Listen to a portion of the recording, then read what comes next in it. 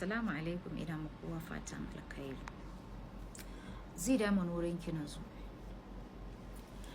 zo ne dan baki shawara. Wallahi Zee Diamond, kowa bai san halin da kike ciki ba, ke kadai kin fi kowa sanin wani hali kike ciki.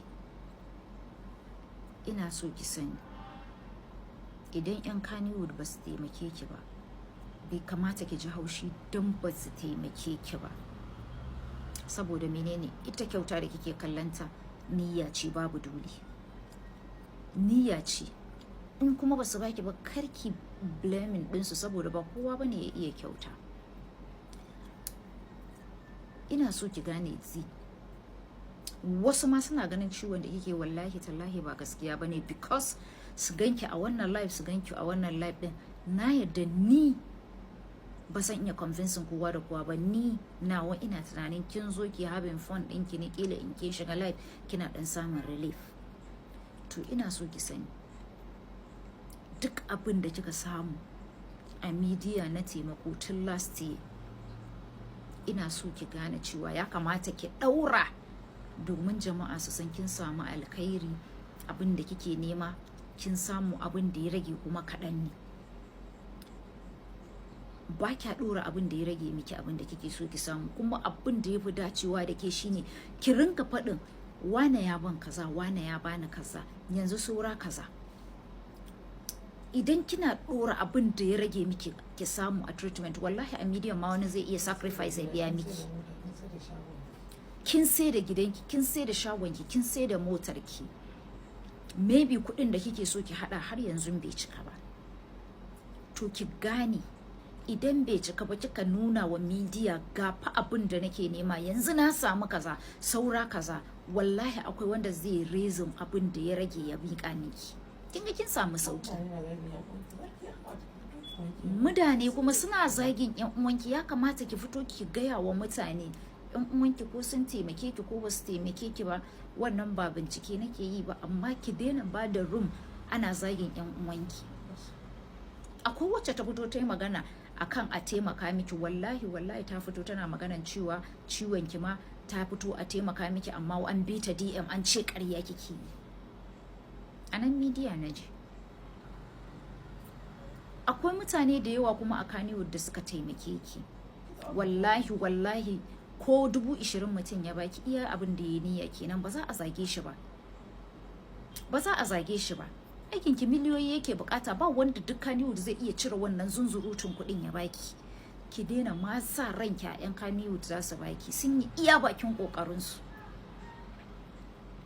Wannan kyautata mikin da suka yi, babu wanda ya forcing ɗinsu, su suka yi niyya. Amma dan Allah, dan Annabi, dan Allah ki ringa nuna wa duniya ga abin da kike nema, ga abin da kika samu. Kar ki manta fa, Anti Fauziya Suleiman ta biya miki, ta dora miki bidiyon ki na neman taimako. Kuma ni ban taba ganin Fauziya Suleiman ta daura abu a media wallahi mutum bai sami yadda yake so ba, saboda kowa yana mata kallon mace mai gaskiya. Kamar Mansura Isa ma ta miki ko? Na dai manta. Mutane sun dan neman miki taimako yan Kannywood, ba kowa bane yake da karfi.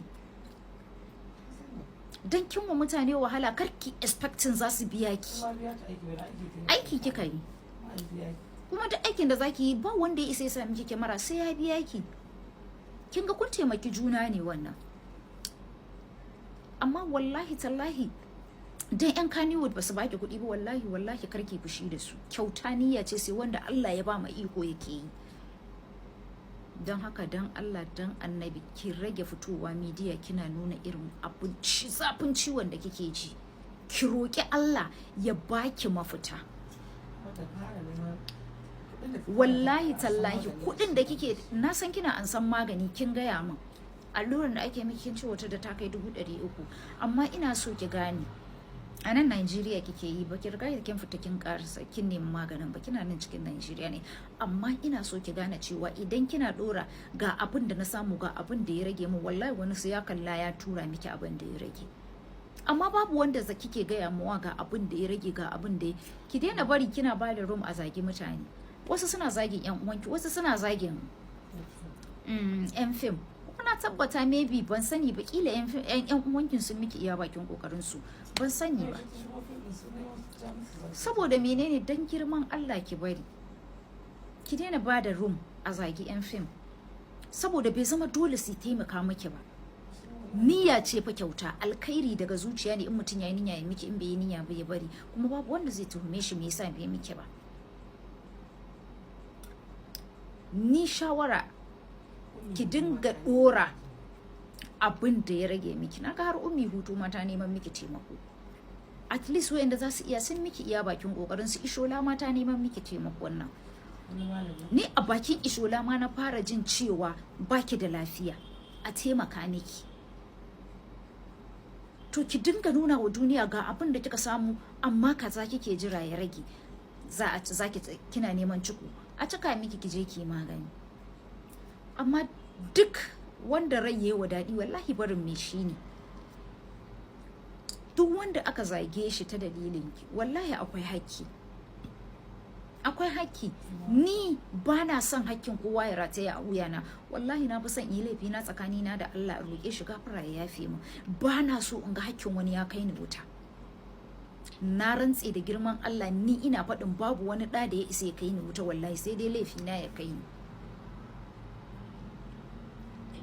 Amma ki gane, in ba ki rage hawa live din nan ba, mutane ba za su gane cewa kina da lafiya ko baki da lafiya ba.